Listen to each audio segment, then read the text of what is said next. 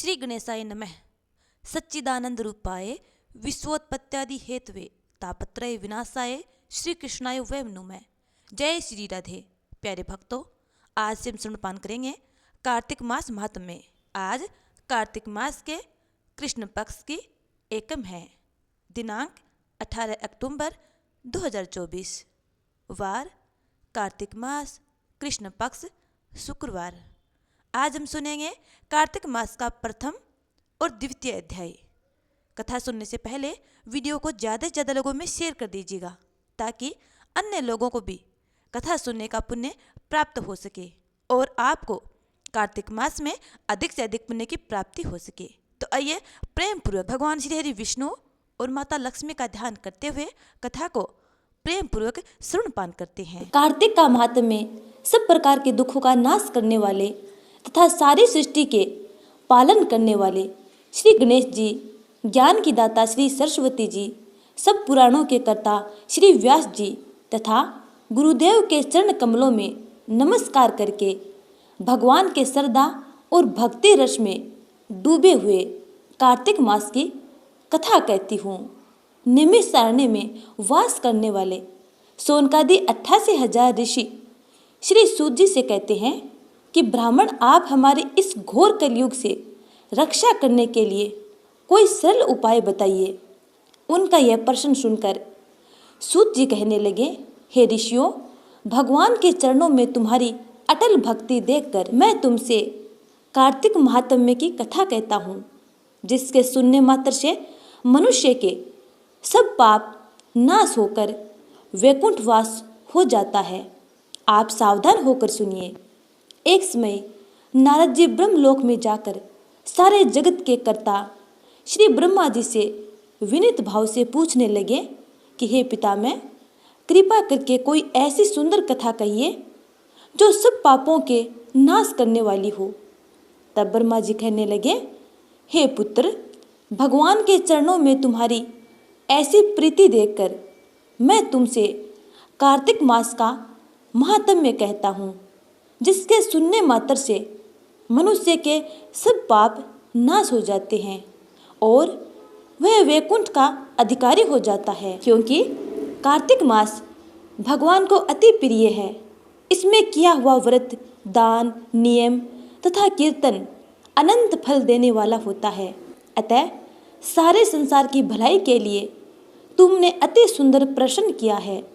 मैं इस कथा को तुमसे कहता हूँ, तुम सावधान होकर विधि से सुनो। व्रती मनुष्य प्रातःकाल ब्रह्म मुहूर्त में यानी 4 बजे उठकर शौच आदि से निवृत्त होकर 22 अंगुल लंबा सुगंधित वृक्ष का दातुन करे। परंतु श्राद्ध के दिन, सूर्य तथा चंद्र ग्रहण के दिन, एकम, अमावस, नवमी, छठ, एकादशी तथा रविवार को दातुन न करे। जिस दिन दातुन न करनी हो उस दिन पानी से 12 कुल्ले करके मुंह को खूब अच्छी तरह से साफ कर लेवे। जब 2 घड़ी रात्रि रह जाए तो काला तिल, चंदन, चावल, फूल या कुसा लेकर तालाब, कुंड, नदी या संगम तथा किसी तीर्थ स्थान में जाकर भगवान से प्रार्थना करे कि भगवान आपकी और श्री लक्ष्मी जी की प्रसन्नता के साथ के लिए मैं कार्तिक मास में स्नान करूँगा। इस प्रकार प्रतिज्ञा करके श्री गंगा जी, शिव, सूर्य और विष्णु जी का ध्यान करके नवयुग व्रत जल में प्रवेश करके अच्छी तरह स्नान करें। फिर जल से बाहर आकर देवता, ऋषि और पितरों का तर्पण करें। स्नान के पश्चात षोडशोपचार विधि से भगवान का पूजन करें। भगवान को अर्घ्य देवे और प्रार्थना करे कि भगवान श्री राधा सहित मेरे इस अर्घ्य को ग्रहण करे।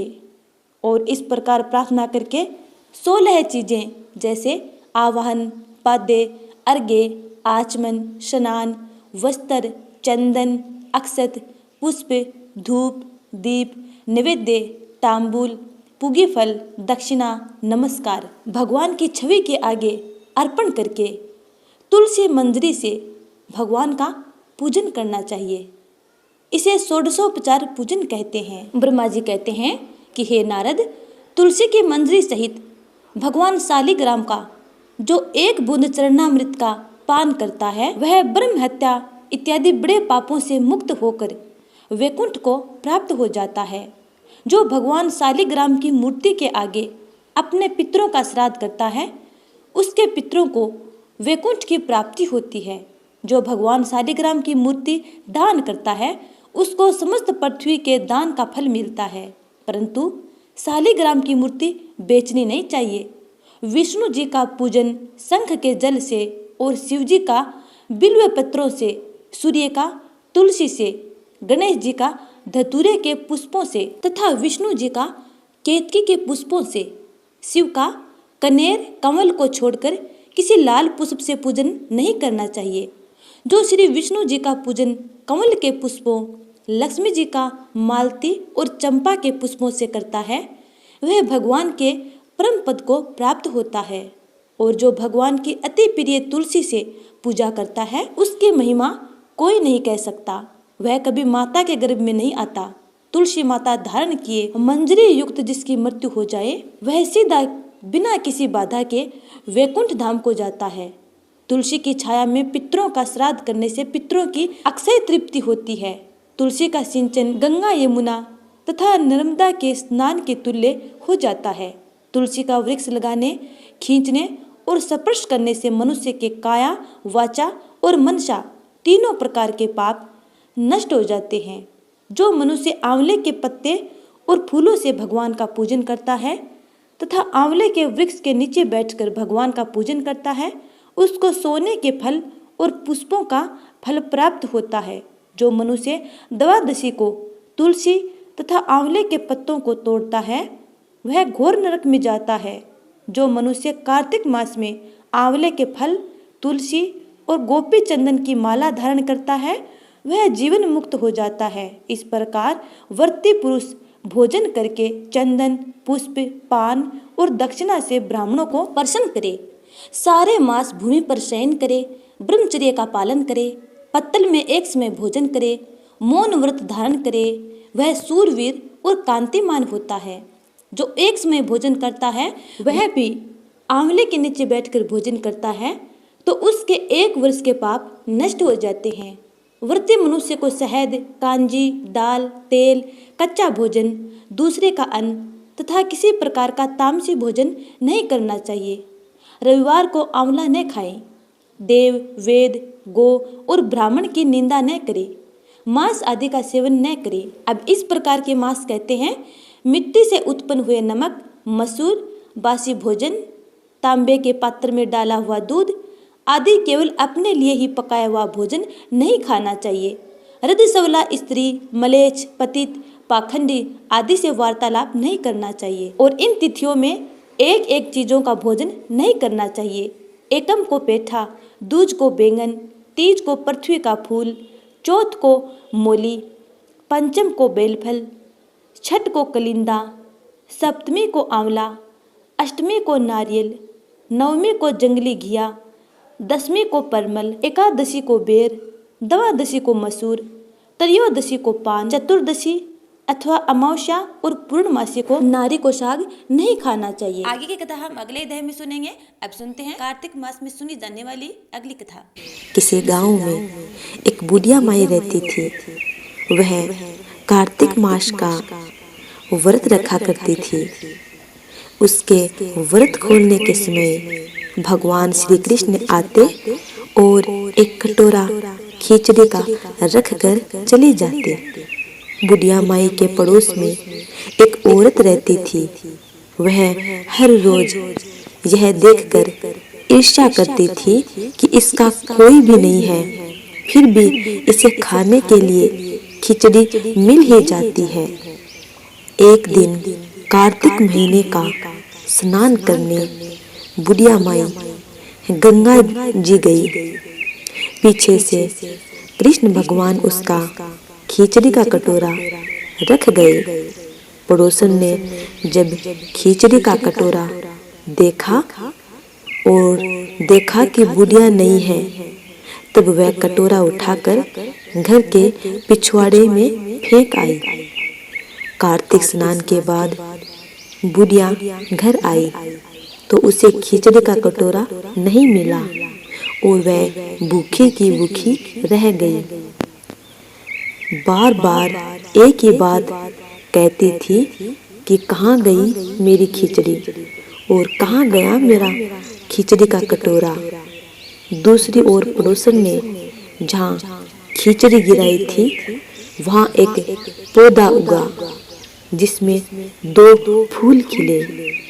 एक बार राजा उस ओर से निकला तो उसकी नजर उन दोनों फूलों पर पड़ी। वह उन्हें तोड़कर घर ले आया। घर आने पर उसने वह फूल रानी को दिए, जिन्हें सूंघने पर रानी गर्भवती हो गई। कुछ समय बाद रानी ने 2 पुत्रों को जन्म दिया। वह दोनों जब बड़े हो गए तब वह किसी से भी बोलते नहीं थे, लेकिन जब वह दोनों शिकार पर जाते तब रास्ते में उन्हें वही बुढ़िया माई मिलती जो अभी भी यही कहती है कि कहाँ गई मेरी खिचड़ी और कहाँ गया मेरा कटोरा।